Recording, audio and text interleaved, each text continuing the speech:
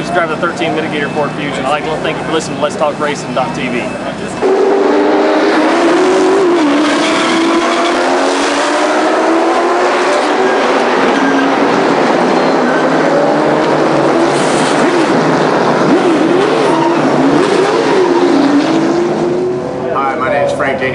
Driver of the number 5 Kiker Motorsports Camry. Welcome to Let's Talk Racing TV.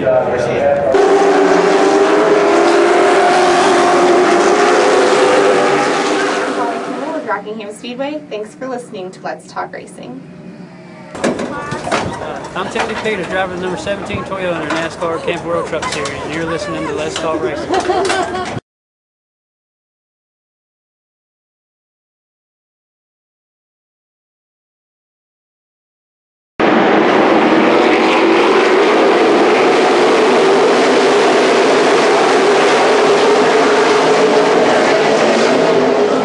Hey guys, I'm Daytona 500 winner Trevor Bain, and thank you for watching Let's Talk Racing.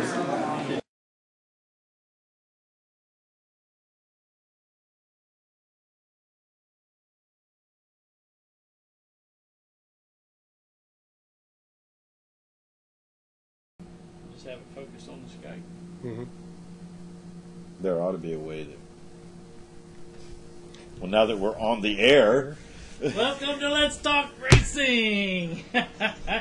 We're talking tech stuff in the background. Anywho, what were you trying to say now? It doesn't matter. We're on the air. What the heck? Talking about trying to how to feed from the Skype Linking directly into in? Skype right straight into it. Mm-hmm. Well, that's what you do. You do a camera right on Skype. Well, with our new and improved product, we can have it right behind us if we ever get it set up. Think about it. So... Thinking about getting some people together, maybe build a small building out back. Get Tommy when he ain't got nothing to do. Mm-hmm. Okay. Yeah. Must have missed that part. Yeah. I'm trying to figure out if that's looking all right on the thing or not. How's it looking on the computer? Oh, we already did. You did turn on the other lights. Never mind. I did turn on the other lights. I thought it was a little bit... We need to get Tommy... That one needs to be twisted. Get Tommy lit up a little bit more. He doesn't know he's got to wear light colors. Well, he's turned to the side. You know, my new co-host doesn't know we have to wear light colors. Pardon. Give me some light colors then. Okay, we'll have to see about that. Mm-hmm. We'll talk to Joe about that. I'll see if Joe can get us hooked up. Daytona 500, and the web has been full of this all day long. We're going to talk about Montoya and his jet dryer experience. Hey, we can actually tell everybody Montoya's a flamer now, right? Yeah. Yeah, make you a used deal on a used pickup truck. Yeah, because that pickup truck no longer in his existence. Canals. Actually, the only part bad on the truck was the tires got melted down. Oh no, it melted. It destroyed the whole back Back of the end. frame is gone. Yeah, frame's gone. I mean, that thing is that's toast. In that case, you can always cut it clip. You know what the hell? We'll get to that in a second. Chad Canals, and I want your opinion on this, Mr. Car Chief, Crew Chief. It's a gray area. Well, it is. $100,000 fine, 6 races suspended for Chad Canals and Ron Malik, who is the car chief, Jimmy Johnson, and Jeff Gordon, who is the car owner. That's the one they consider the car owner. 25 points each. Here's my dilemma with this, and NASCAR does a great job of policing the rules. I've got no arguments with it. My thing is this: they presented the car for pre-tech. Before it hit the track, before it hit anything else, then they still find them. Period. Do you think that's fair? I mean, what? And this is the thing that bothers me the most. It went through. Who do we got? What happened? Did you unplug it? No, I didn't unplug it. I'm right in the middle of a conversation, and you come in and interrupt me. For experiencing technical difficulty, please stand by. Lights on now? Yeah. Sean. Hello? Hey, Sean. Balloon head? What? Sean Corr. Oh, Sean? I was thinking of somebody else. Sean, hold on. I'm going to get you right on here. I tell you. I got a friend of mine. We call him Balloon Head. So hold on a second, Sean, and I'm going to get you in on this too. I don't think NASCAR should have done anything to him. I really don't. The car was presented for the tech. It was presented to make sure it passed through tech. It wasn't presented as it had already been raced and they had been running it. You know, I don't think that should have been the issue. Well, that's the way I've always understood the pre-tech. They all know what the rules are. They know what the templates are. Well, now hold on. He wants to cheat it. They even said that it passed their templates. There was a gray area in there where the template did not go on is the issue that they had. So it did pass the template. But you know how they are with gray areas. Yeah, you've never had anything happen to you like that, have you, Sean? Nope. I've had a couple of dirt car stuff that we tried to experiment with that the Dirt Northeast people said just take it off, but we've never had anything major like that. And we're talking about the Jimmy Johnson, and I know you've heard it, Chad Knaus fine. Which kind of give me your take on that? I mean, everybody's always trying to do different stuff. I mean, I don't think they should have fined him. I think, like any car, when you present the car for tech, if they roll you back around, you should be able to come back and represent your car for tech, which I don't think they should have fined him. They should have just said, change it. It's got to fit. And I think, especially on a pre-tech, now if they had been practicing and tried qualifying, then I could understand it. Yeah. If it was a post-race thing even, then I could really understand it. But, I mean, if the car didn't pass tech, I don't see what they caught it before it was an issue. The car didn't pass tech. If your car doesn't pass inspection, you should be able to still be able to get your car to pass inspection. Right. Yeah. You know, take it off before the race, make sure it's legal, the whole 9 yards, and then go from there. Exactly. Yeah. Do you think that they're trying to send a big message out there? Do you think this is the right way to do it? I mean, to me, that's what I feel. They're trying to send a message out. But is this the way to do it? Again, I think they should have just told them no. I mean, most people when a car has to go through tech twice, you know something's up. So, I mean, I doubt it would have been hushed up in the garage there even. So, I mean, they would have been busted, and I think everybody would have been like, oh, we can't do that now. Yeah, it would have been, yeah. Well, travels fast. Yeah. But now here, and this is another thing, we're talking about a team car. What did Jeff Gordon and Dale Jr. and, you know, what did their cars look like? Paul Menard, you know, was that same thing done to their cars and they didn't catch it? I mean, I talked to a reliable source that was in Daytona and said Junior had the fastest car down there all week. So, well, maybe they made an example of Jimmy and just to try to scare off some of the other guys. But I'd imagine all the cars were similar. They all pretty much come out of the same stable. So, and that's kind of my point. For all of you that are just joining us, Sean Corr, right? Yes, sir. ARCA driver. Give us a little bit of background, how you got into racing and what you're doing. Kind of get us up to date here. All right. Well, I started out in pure stock in Orange County Fair Speedway up in Middletown, New York, and we moved up to the dirt pro stocks and been running pro stocks. Got a championship in '05. We won the Super Dirt Week up in Syracuse, New York, for the pro stocks in 2008, and kind of started to dabble with the ARCA stuff in 2009. Just getting a race here and there, and in 2010 we ran 6 races, and last year 2011 was our first full season. We finished 9th in points. And you're going to run a full season this year. Yes, sir. And I'm kind of looking at your car. We've got some pictures we're running through here. yeah, we had the pole this past ARC race down in Daytona 2 weeks ago. So I guess we're off to a pretty good start for the season. Besides, we blew the engine in the race, but I mean, it's our first engine failure in 2.5 years. We have great Roush Yates power under the hood, and I got to think once out of 2.5 years of running with them boys isn't too bad of a rate on that. So now, who's the team you're running with? It's our own team. It's Empire Racing, and so we're working with XL Motorsports. So they're doing a lot of our work on our cars and all, and we have a shop down in Mooresville. But I'm based out of Orange County, New York. Still, I just got off the plane a couple hours ago from coming up from Daytona. So. And he's already out 4-wheeling out in the snow.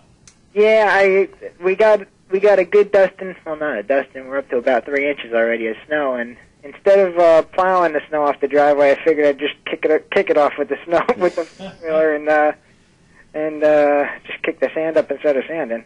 But well, later on when you get into the house and after the show's completed, we do upload the show to YouTube, and you'll get to see, because we're running through all your photo gallery and everything at the same time we're talking to you.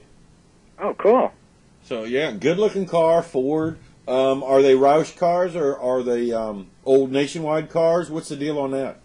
A lot of them are ex-Roush Nationwide cars, so Carl Edward Nationwide cars and Paul Menard cars.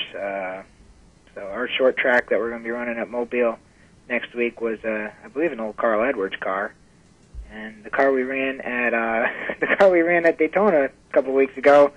That thing, when we first got it, was flat black, but we started scratching paint off, and I think there's some Matt Kenseth yellow, some Dale Jarrett blue. It kind of kept going down the layers of paint, and it was telling all sorts of different stories. So you're not quite sure who? Probably all of them drove that car at one time or another. Probably. I think that was the good backup. That was the good backup. Now, you're going to run all the ARCA races? Are you going to go to the dirt track this year and all that? Yeah, we're gonna plan on running a full season with ARCA, definitely including the dirt races. Those are some of my favorite. And they're still going to Springfield and DeQueen this year, right? Yes, sir. So, and those are really good races. I have not had a chance to see a race there. Springfield, I've seen a motorcycle race, so I haven't been able to see the cars. But that's a good place, really, to catch a race, isn't it? Yeah, I mean, I can't remember. I know they have like a dirt pro stock out there that runs with us in Coin, and they have a modified, maybe the IMCA modifieds that run with us in Springfield.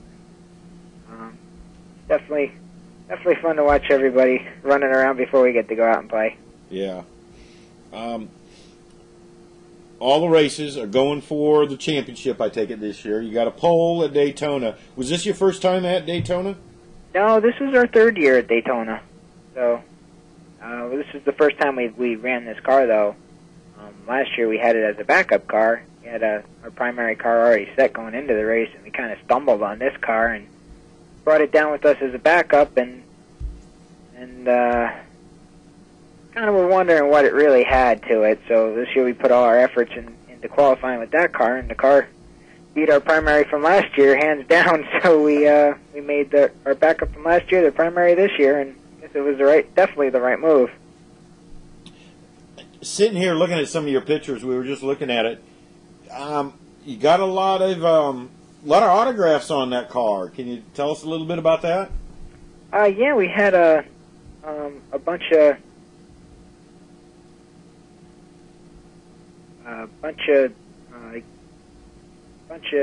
soldiers come down, and they came to the race. We have the Military Family Assistance Program on the hood of the car with United Way, the program set up to aid the soldiers returning from out in the Middle East, and we were able to get that program set and finalized and get on the car and everything right before the race, and a bunch of soldiers came down, and it was definitely an honor to have those boys sign the hood of the car, so especially after all they've done for everyone. Is this something that you're going to be? Is this a sponsor you're going to be running all year? I'm not really sure yet. We're going to keep talking to United Way and see what they're up for doing this year. Last year we ran it for all the televised races, and so this year I think at the very least we'll definitely try to do the same thing again. That sounds pretty cool, and it sounds like a really a neat deal. You get to meet members of the military and really show their support, and I know that's big, and anybody that's a racer, that's a huge thing for anybody in racing. Down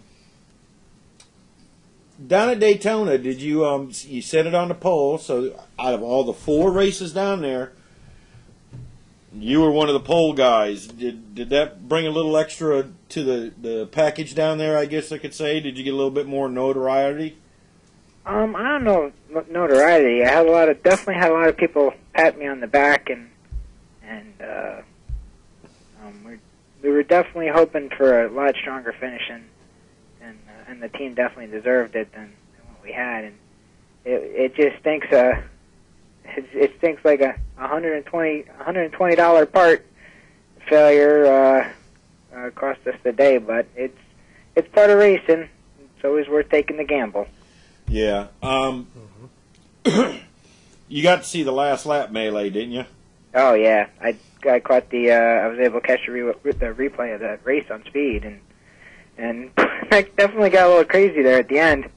It got a little way too crazy, if you ask me. But it could have been a godsend. It could have been, hey, you only lost a $120 part instead of a whole car. Well, that's true. Yeah, you made it through some tough ones down there, didn't you? How far did you make it into it? We made it to lap 42 before the before the engine sucked the valve. It had a broken valve spring, and I mean, rather than that, we had just pitted on lap, I think 14 or 16, somewhere around there, and so we were definitely in good shape to run to the end with fuel, and so we started back.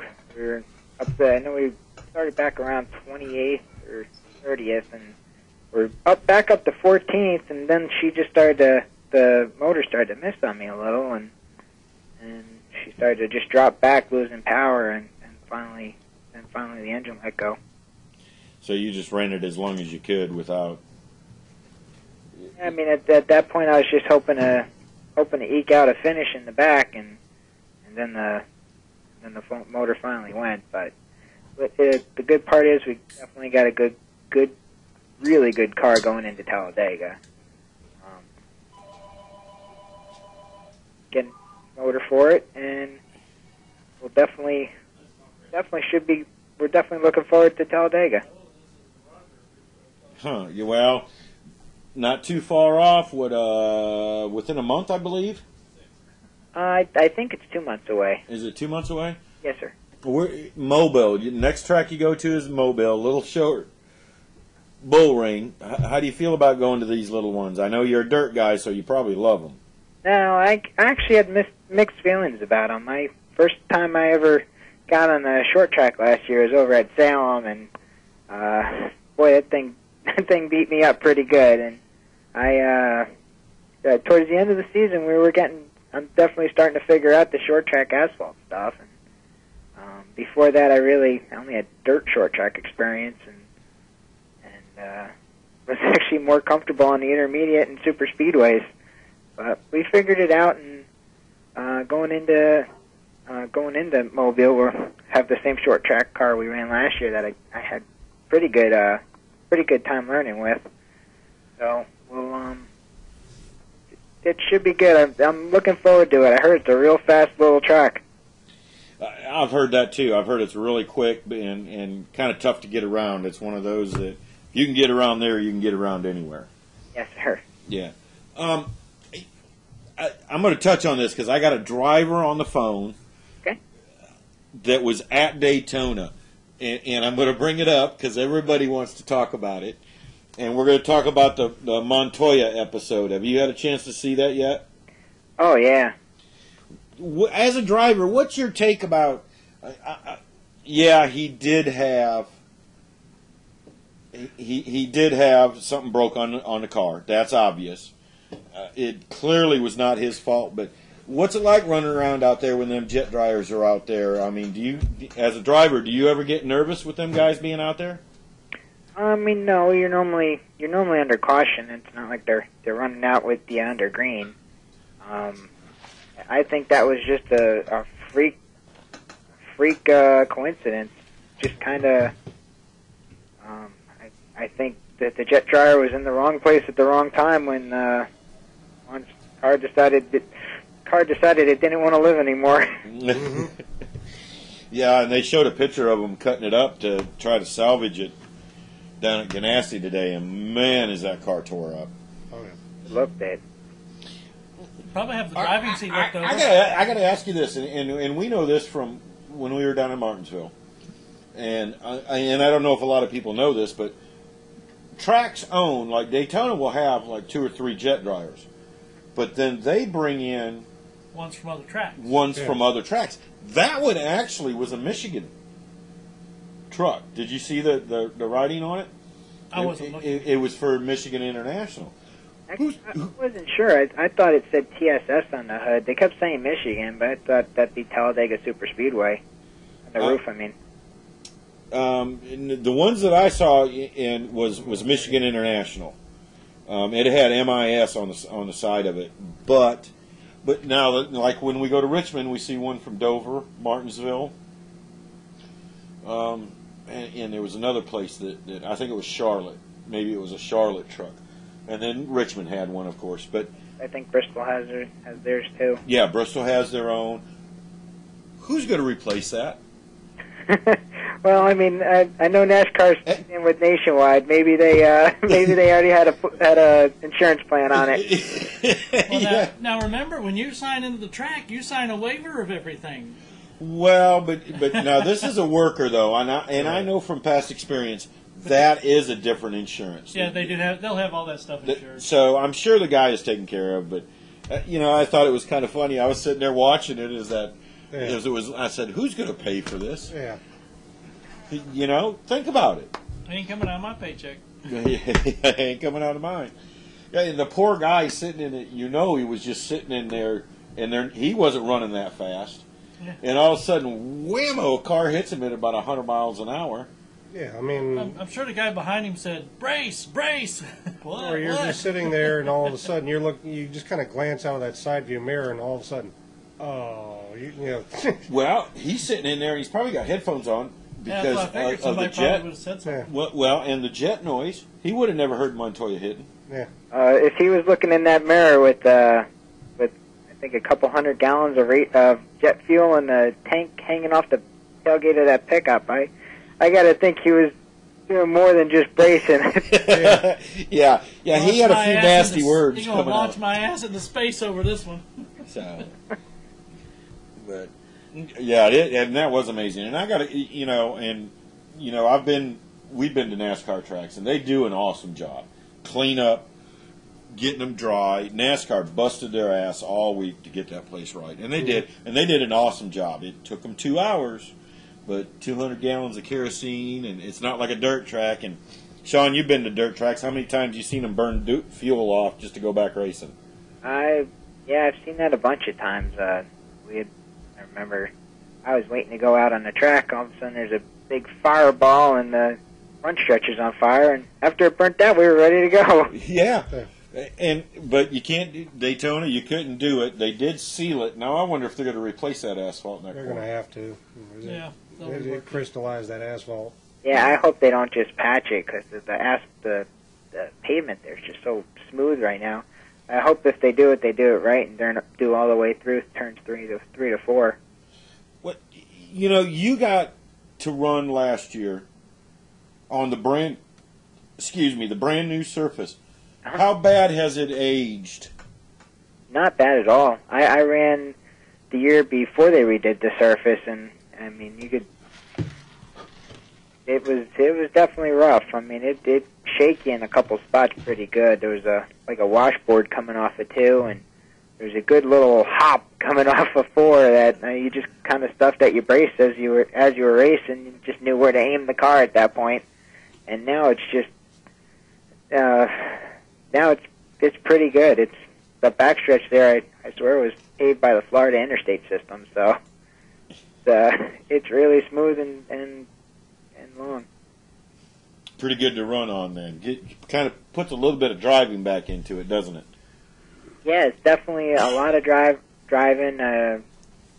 What's nice, we were running 3 wide at one point. I was in the middle when the motor was starting to miss a little bit, and just running right in the middle, it's comfortable. And before that, before the track was paved, you couldn't run 3 wide around that place for more than maybe a lap. But I mean, I think I ran 3 wide in the middle for probably 5 or 6 laps, like nothing. ARCA cars, they seem to tend to draft a lot. They seem to do the 2 and the 3 wide and all that. They seem to do it a lot better than what the Nationwide or the Cup or even the trucks. I don't think the trucks do it as well as they used to be able to. Got any reasons why they might, you might be able to do that a little bit better? I mean, there's a couple. We have a larger spoiler on the back of our cars than Nationwide or Cup, and I mean that's just that much more downforce on the cars, and really, it makes the car's grip amazing. The restrictor plate, we're restricted a little bit more than the Cup and Nationwide guys, so we're kind of choked back to just around 190, where those guys are up in the high 190s. So we're about 187 by ourselves, but actually I think we're 183 by ourselves, and in the draft we're 187 up to 190. You guys don't run restrictor plates on those cars, do you? At Daytona and Talladega only. And we have a rev limiter that's only at 8,800 RPM, so we really can't spool the cars up to over 9,000, almost 10,000 RPM like the Cup guys. Yeah, they seem to turn it pretty hard there. Oh yeah. So we're rolling up on 7:30. What was the most exciting thing that you got to do down there at Daytona? You got to race. Well, is there some other things that you got to do down there that kind of were special? Yeah, actually, my birthday was February 21st, last Tuesday, and I actually got to go over to the rookie seminar for NASCAR. We're probably going to be running a Cup race at least once or twice, or not Cup race, a truck race once or twice this year. And so I went over, got to go to the rookie seminar on my birthday, and that was pretty special. So I had a lot of fun in that. So got to learn the ins and outs, a lot of the history on NASCAR, and I couldn't think of any better way to spend a birthday. Anyway, and that would be a pretty good Christmas or a birthday present there, to be able to go through all that. And I'm sure that was really neat. And being on the truck side, was there a lot of Cup guys there for the orientation and all that? There were a couple. A couple of the veteran drivers came in, and so we heard from Mark Martin, Michael Waltrip. So Mike Helton even came in. He said a couple words up, and actually he was the one who gave us the history on NASCAR. So he showed us a bunch of videos on it.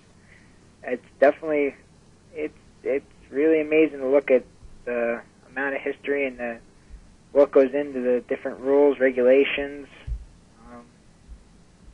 It was a lot of info, but it was a lot of fun to get the chance to go to that seminar.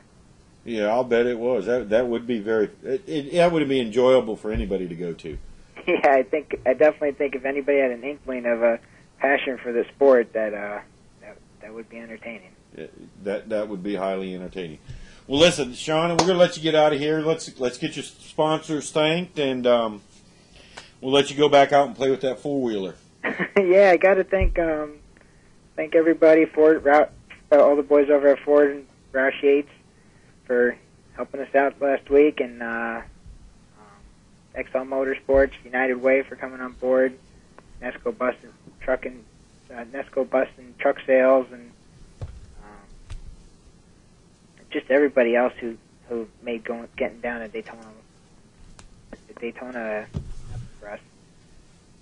Well, and congratulations on your pole down there. I know that means a lot, and hopefully you'll run a little bit better down there next year. And good luck at Mobile, and good luck at Talladega, and hope to see you soon. Great. Thank you for having me on the show, guys. All right, Sean. Take care. All right. Bye. Bye. I did it right. Okay. The Montoya thing, not his fault. I'm going to touch on Danica because everybody wants to hear about Danica. Why not? She touched everything else. You know what, though? I think she did a good job. None of the accidents were her fault. Yeah, it's just... Well, you know me. I go for that thing with that rookie stripe, to get it off, get it gone. Once it's there, and once you finally wear it off, and then you can go out and everything's fine. Yeah, and I think once she gets through her rookie phase, Yeah. I think everything will be fine. Her own teammate spun her out in the nationwide race. Yeah. Who was it that spun her out in the 150s or the 125s? Don't remember off the top of my head. Was it Eric Amarola? Yeah, he was part of it.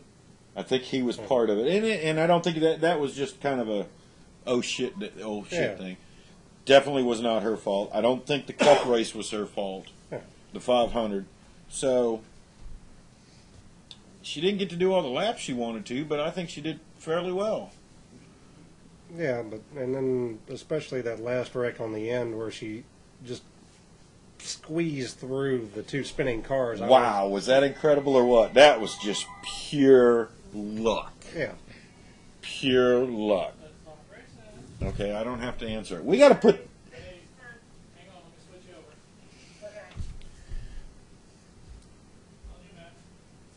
Okay. On me? Okay. You there? I'm here. What's going on? Hey, Terri, what's going on? Hey, guys. We were just getting ready to touch on Danica. Whoa. And she did all right. I think she did. Yeah, she did okay. She did. And you know what? Somebody brought up a very good point, and it makes sense, okay? And I believe it was Dave Despain said it last night, and once you got to thinking about it, it was so true. Dale Jr. loves Danica for one reason. It takes everybody, the media and all that, off of Dale Jr. He was able to do a better job because the media wasn't stuck up his butt so much. Yep, absolutely. They were stuck up Danica's butt. She handled it very well. I thought she did. And a lot of pressure on her. She really does, actually. Yeah, she's got probably too much pressure. Absolutely. But it did. It took some pressure off of Dale Jr. He seemed more relaxed this year than I think I've ever seen him look. Friend of mine that was down at Daytona said, if that thing would have went like it should have, Dale Jr. should have won that race. He had awesome car all week down there. Right. Right. I agree. I totally agree. So it just kind of played out the way it was going to play out. A lot of circumstances played into that finish, and you got to hand it to Nick Kinza too. He had a good car. He really did. He had a tough car all week down there too. Won one of the 125s. Right. And it was solid all week. The Roush cars all looked good. Hendrick cars actually all looked good. Dale Jr. really looked good. Even the Dodges looked good. A.J. Allmendinger looked really solid, and so did Brad Keselowski. And I think if the Dinger wouldn't have hit 39 Ryan Newman on pit road, I think he would have done very well.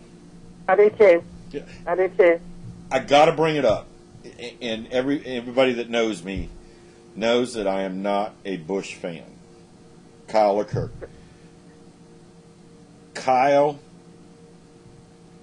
Kurt looked more relaxed and like he was having fun more than anybody else down there with a smaller team. Mm-hmm. I totally agree. You know, and the thing when he got into that wreck during the 500, and they played his radio, he said, "We didn't come down here to park." He says, "Let's get it finished. Let's go out. Let's finish this race. We've all worked too hard not to." And he went out there. Now, if he would have been with Penske, and I hate to say this, but if he would have been with Penske, he would have said, "Park this car." I totally agree. I totally agree with you. You know, everybody needs a reset button from time to time, you know, and I think this was Kurt's reset button, and I think it fits his style better. And James Stance is a cool dude, and I think they're going to be fine. You know what? I think they're going to make a great combination. I think you're going to see James Finch get a little bit more deeper into it. I think you're really going to try. They've got a great chance of making the chase. I totally agree. Are they going to win it this year? Probably not. I would say no. But I think they've got a great chance of making it. I think that's a great testament to a smaller team being able to compete at that level. So we'll see. I think the whole season is going to be very, very interesting on the NASCAR side. There's a lot of competitive race teams out there. So I think the new COT has finally allowed that to happen. Yeah, I do. You know, and I hate to bring up these names because these are some great drivers, but like J.D. McDuffie and Dave Marcus would have an excellent chance of if these cars were back then, I think they could have won a lot more races than what they did. I think it's just evened out the playing field a lot more. Well, it lets the talent rise, the cream rise to the top from a talent standpoint. So obviously, money's still a big player in the sport, but it is a great equalizer when it comes down just to wheeling those things. So. Yeah. It's going to be cool. It's going to be a great season. Yeah. I think it started off that way. Dave Blaney. I'm going to bring that up. There's another name in Landon Castle. Mm-hmm. You know, they're running last year's cars. You know, they went Landon Castle. They got them from Red Bull. Dave Blaney. You know, with Tommy Baldwin cars, they ran excellent all night. I was very proud. I was very proud of them. Absolutely. You know, and there's probably nobody out there that deserves a win more than Dave Blaney.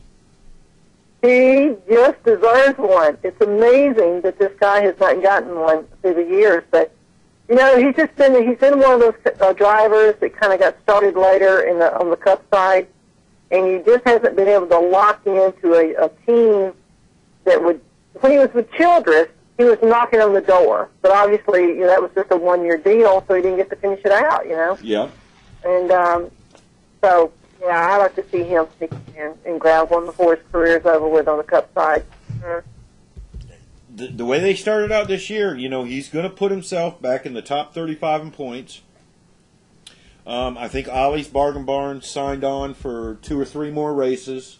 Right. So that's going to help him. He races in every race he goes to. Yeah. You know, and I hate to say it, but Tommy Baldwin's got that little bit more of influx of money because they're going to run the 10 car all year long. Right. So I really think that he can do something. And Tommy's a racer. He wants to win. He's just not going to ride around. He does want to win. Right. He's hardcore. So, yeah, that's another testament to being at the COT, leveling the playing field to where you can at least be semi-competitive and to maintain a pretty strong level in the sport. And so, you know, Tommy Baldwin is A-OK in my book. Yep. Yep. It was kind of funny, and I think back to the olden days on this. Tommy Baldwin said, well, and they were bringing it up that if he would have won, the car was going to go to the Daytona Experience.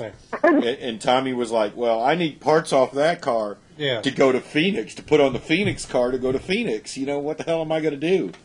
Right. He used the injector system off, I think. Yeah, and that's probably what it was, you know. That's exactly right, yeah. Yeah. Well, I think maybe NASCAR would have accommodated him. Well, that, or I figured somebody would have stepped up and said, no, leave it on there. I've got one for you. Yeah, well, the Hendrick crew probably would have showed up with one for him, sure. Yep. Cool. All right. So. Cool beans. Cool beans.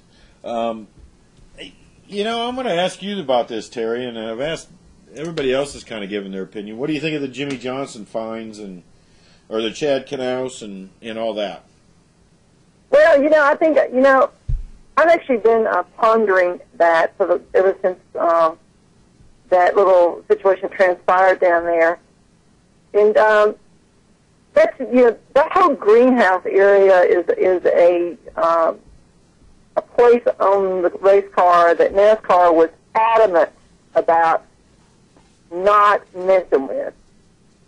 You know, that was one of the very things that got them in trouble on the older cars, because they were really twisting the cars around in the greenhouse area to make the air work. So he kind of stepped in it there, and I think the 6-race suspension I think that's okay. You know, I think that sends a pretty big message, because that's the longest anybody's been suspended from a crew chief standpoint, just for a little infraction. I know they're going to appeal it because they feel like maybe they weren't as guilty as they've been made out to be, and we'll see how that works out. But I think 6-race suspension is cool. $100,000. That's in these guys. And the points is going to be the thing that may get them in trouble, you know, at the end of the year, because if you come down to the chase and you're, you know, 10 points back to get in, and you don't make it, then you revert right back to the situation. So, you know, it could end up being pretty sticky for them in the long run, actually. Yeah, it could hurt them all the way around, and I would almost hate to see that. Do you think it's right to penalize Jimmy Johnson? Was it his fault? Well, I don't think it was Jimmy Johnson's fault. Look, you know, and I know that there's a lot of people in on the decision making for doing things like that. You know, that's not a one man, one crew member, one engineering situation that gets played out. You know, that's a multiple decision making opportunity for them. And I think they said that they actually run that speed post down in Talladega at the last race, and nobody caught it. You know what? I keep hearing that, and I've heard that's the same car. That's the same way they've run it for the last 4 plate races.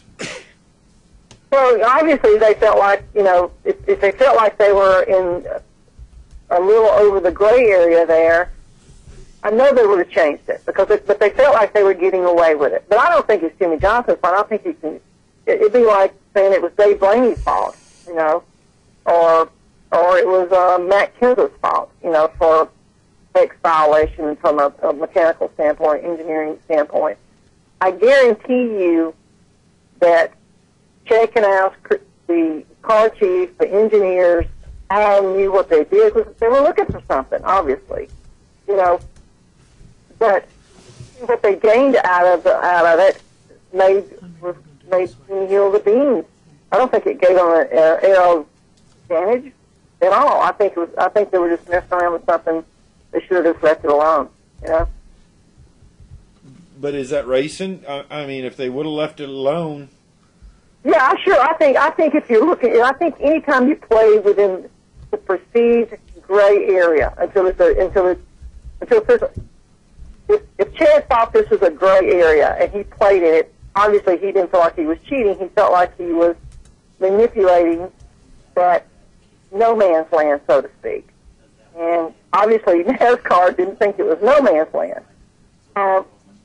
They got caught at it, you know. Whether it's an aero advantage or not, NASCAR says it's a no-no, so it was cheating. And, you know, I think you take your medicine and you move on down the road.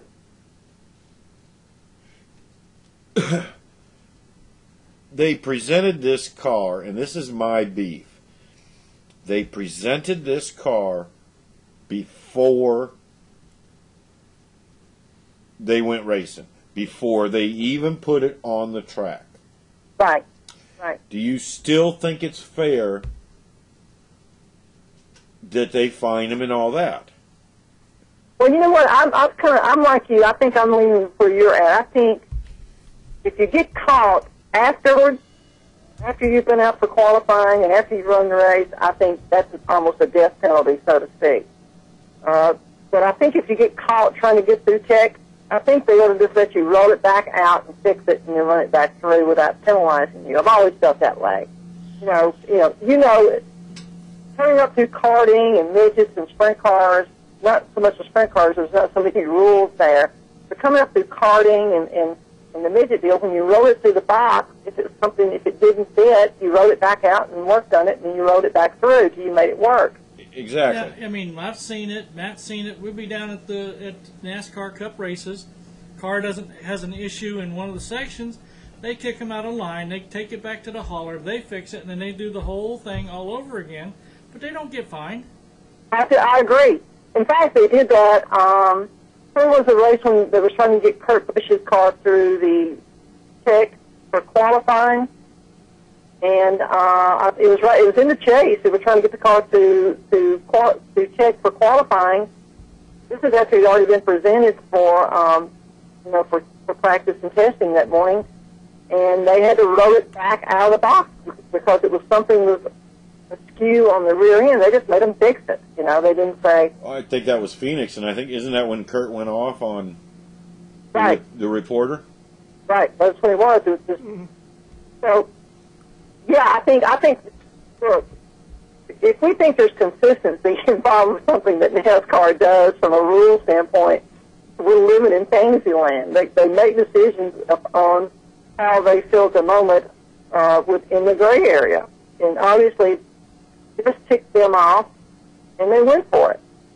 I don't think it was fair. I think they should have just let them fix it the way they fixed it, and so I be. Roll it back through the deck line and let's go.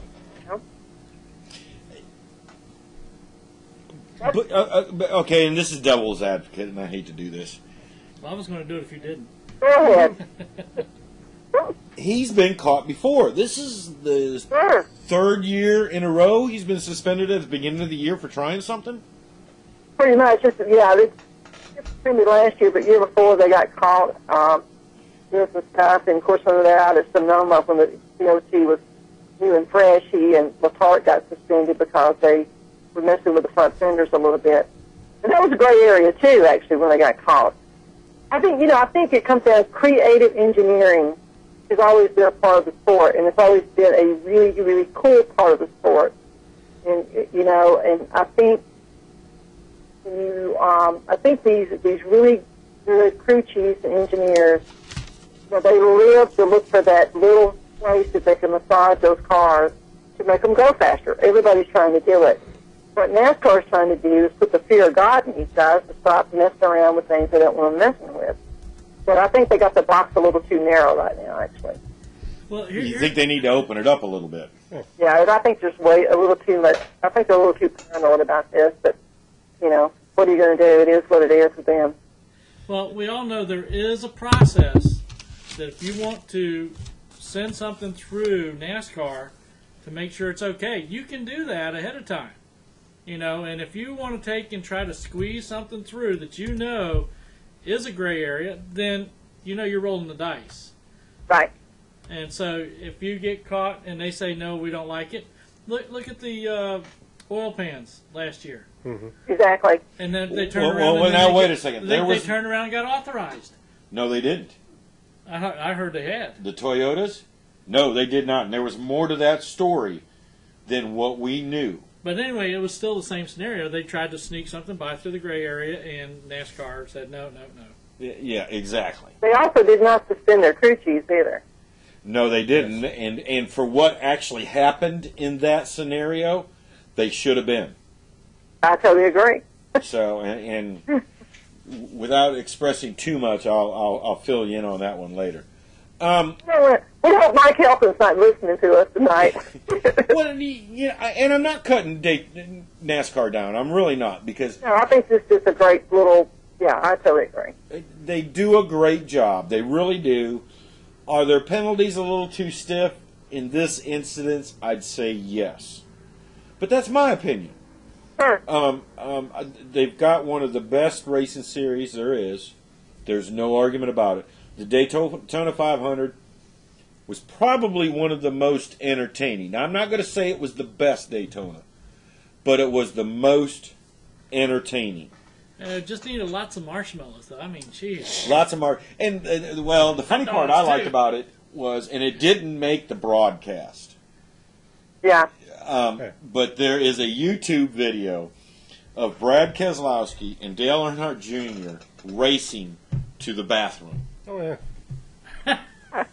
I know. Shades of Amarillo. And that's exactly what I thought. Shades of Amarillo.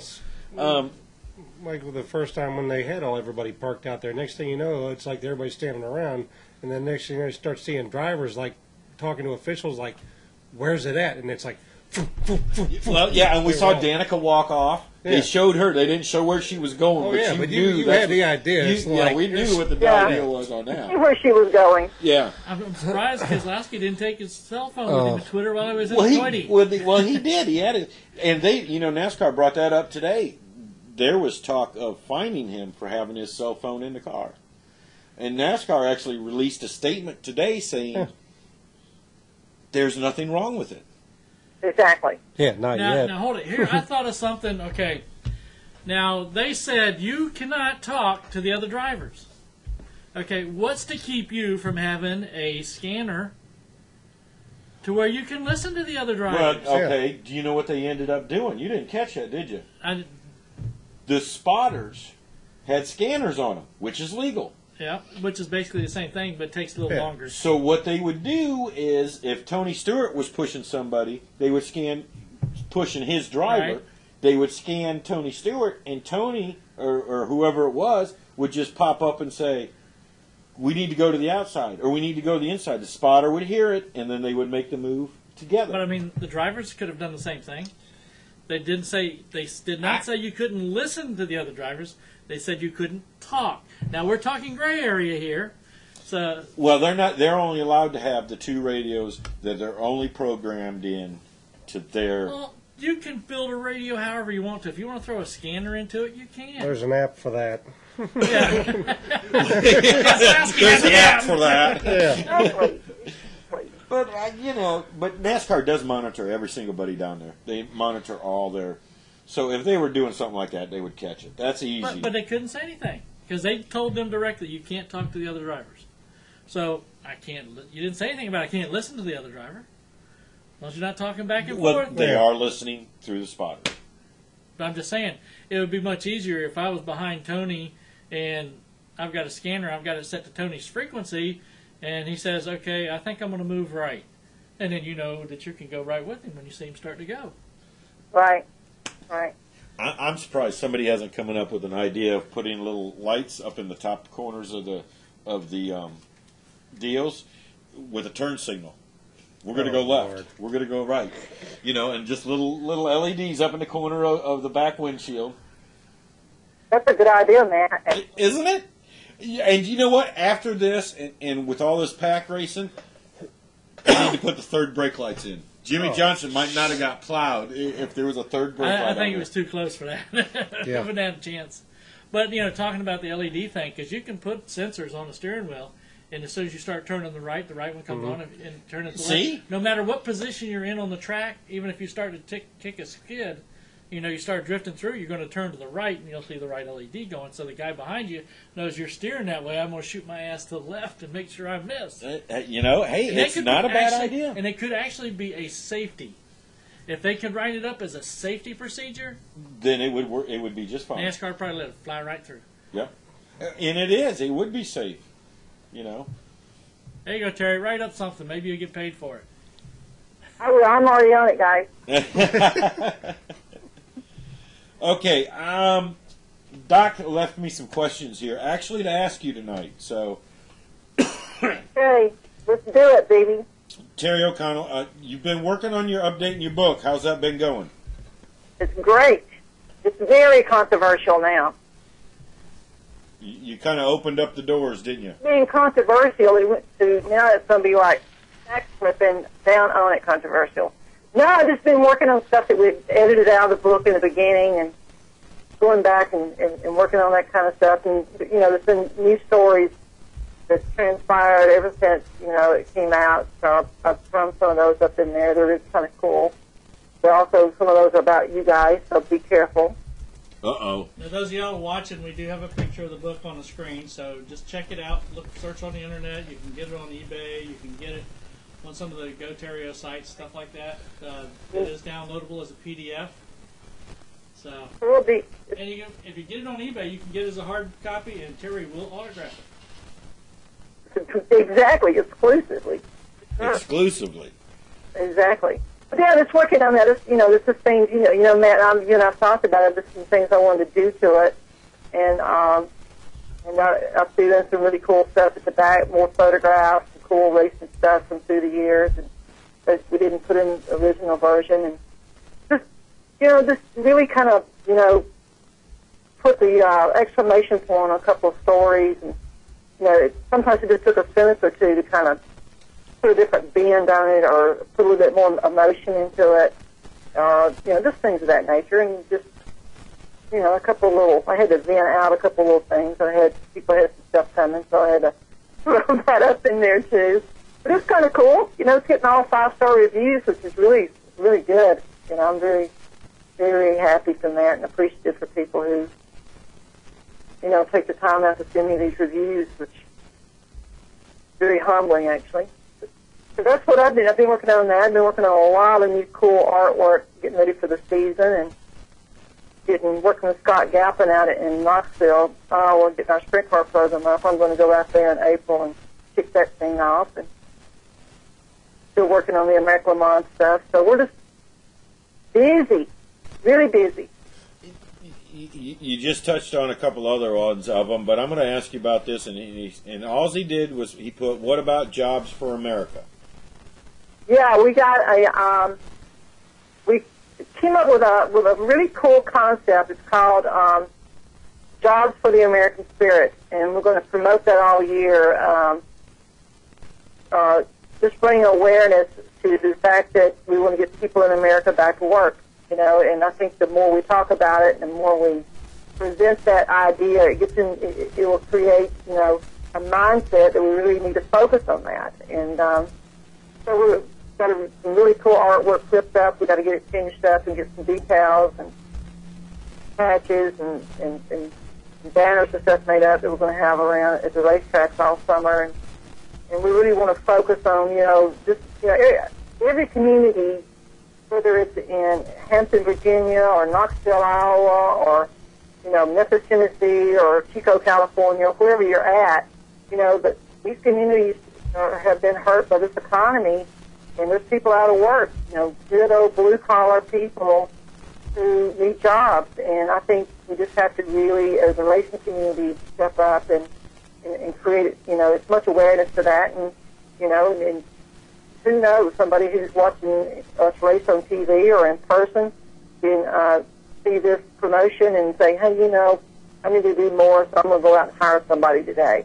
So I think that's just the whole concept, and, we're really proud to be a part of that and try to promote that. Now, is this something that you've come up with, or is this something that, what's the concept and idea of this here? Yeah, well, actually, I came up with it last year. I was working with Dick Barber for our American Le Mans Series deal, and we were looking for to do something at Baltimore for the Baltimore Grand Prix, and I thought, you know, we need something to bring attention to this issue. So, you know, I just started, you know, tweaking around. I came up with the concept, Josh the American Spirit, and then over the last, you know, 4 or 5 months, we just tweaked on it, and we got a nice little presentation. We even want to do, if we can find the financial backers and some title sponsors for it, to do some job expos at these racing events, to where we can have people come by a pavilion and, you know, and sit down with the companies that are already in the American Le Mans Series or the World Outlaws or NASCAR, and, you know, and take job applications from people within the areas, and even have it where some of the teams can even hire at least one person for the weekend to work on their race team. So there's a lot of different avenues on how we've kind of focused on this, and we're just out here right now for that particular part of it, the expo part of it, looking for, you know, some title sponsors. We got Mary Dixon and Melissa Wright and another girl named Julie Hutchins working on some of the marketing on it, and everybody's just out dialing for dollars trying to make that happen right now. And hopefully we'll get it done.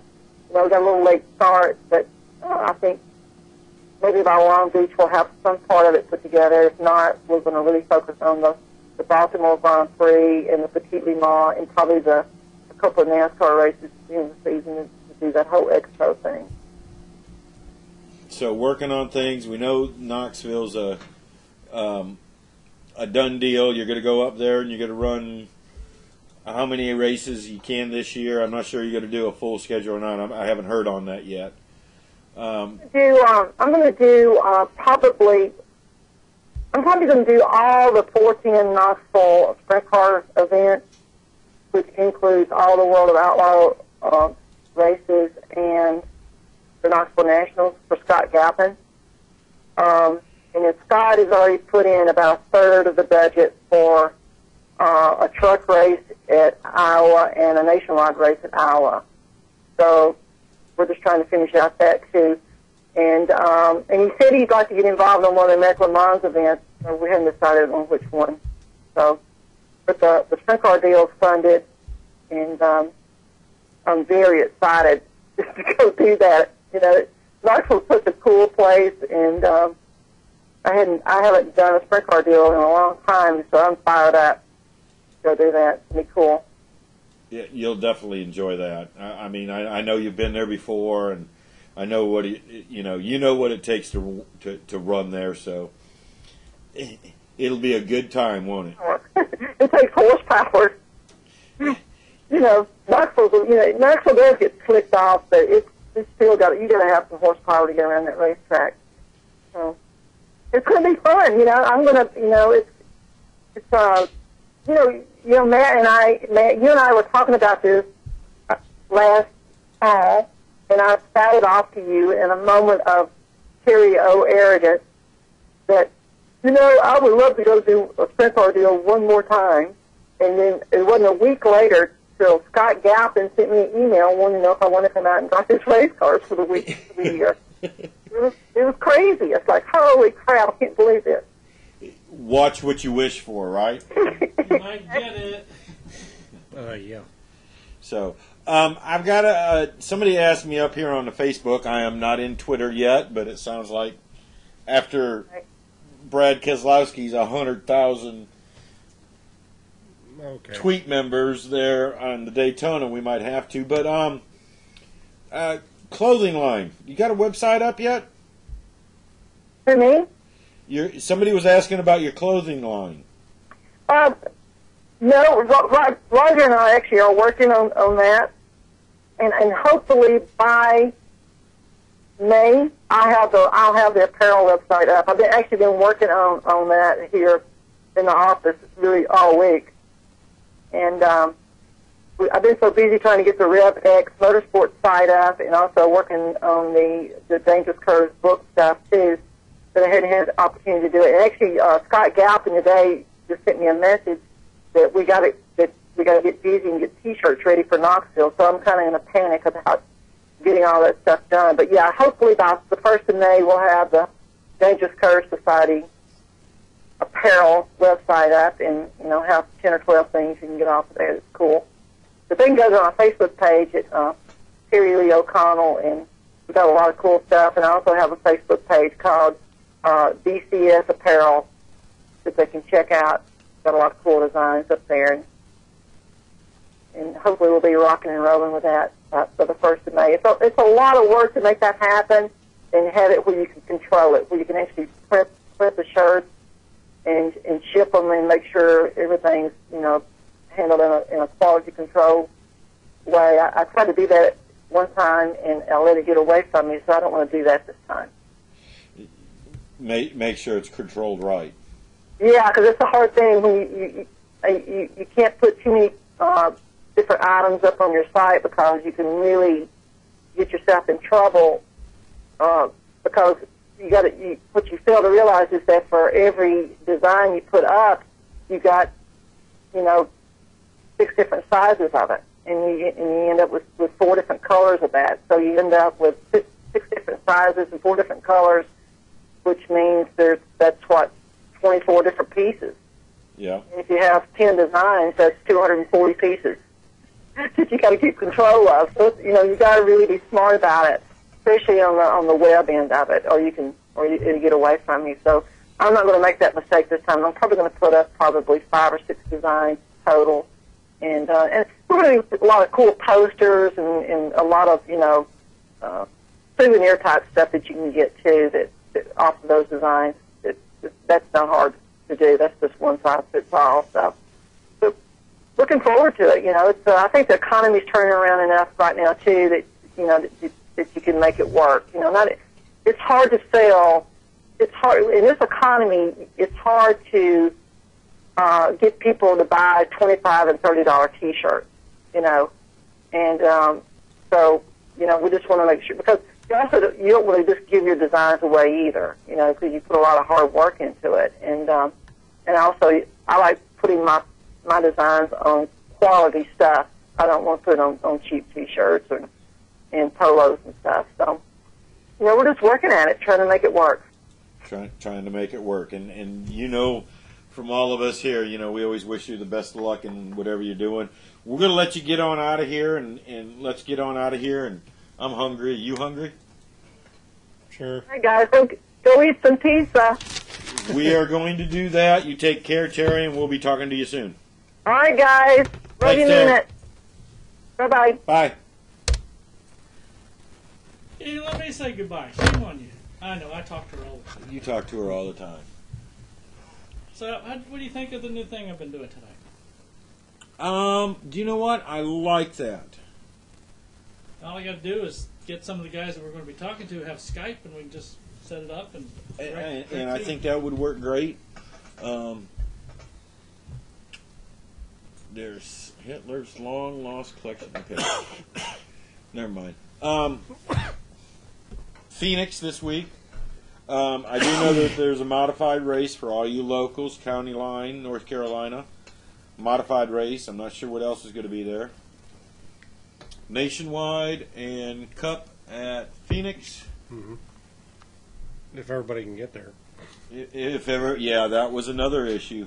But I did hear, they did say Monday night that NASCAR was making arrangements to move everything back. They were not moving the race back, but they were moving everything else back. They're signing and all that. Check-in times. The check-in times was everything was going to be moved back. So NASCAR's working with them. They understand this. Usually, from what I remember, they were pretty much flexible anyway when you could check in. But like practice times and things like that, We're getting dead the set. vehicles, Yeah. getting the haulers in. Well, it used to be though we went from Daytona to Rockingham. Now they're going back out to Phoenix. So that's going to be a little bit of adjustment for it. I think they can do it. So. Anyway, thank you for tuning in tonight. I hope you enjoyed the show. I say we get the hell out of here, and we'll see you next Wednesday. See ya! Oh, shoot, I better hurry up and get the other thing queued up. Hi, my name is Natalie Sather. I drive the 94 K&N Lady Eagle Safety Wear, Butler Built Seats, Bell Helmets, Hooker Harness Seatbelts, number 94 at South Boston Speedway. Be sure to listen to Let's Talk Racing TV. I'm Sam Hunt, driving 42 car on the thing Let's Talk Racing. Hey guys, I'm Daytona 500 winner Trevor Bain, and thank you for watching Let's Talk Racing. Hi, I'm Robert Richardson Jr., driver of the number 23 Dodge Challenger for R3 Motorsports in the NASCAR Nationwide Series, and you're watching Let's Talk Racing. I'm Tony Peter, driver of the number 17 Toyota NASCAR Camp World Truck Series, and you're listening to Let's Talk Racing. Let's Talk Racing is brought to you by PC Doctors, Computer Sales and Services. This doctor still makes house calls. And also Hampton Incredible Tees and Signs, both located at 1248 North King Street in Hampton, Virginia.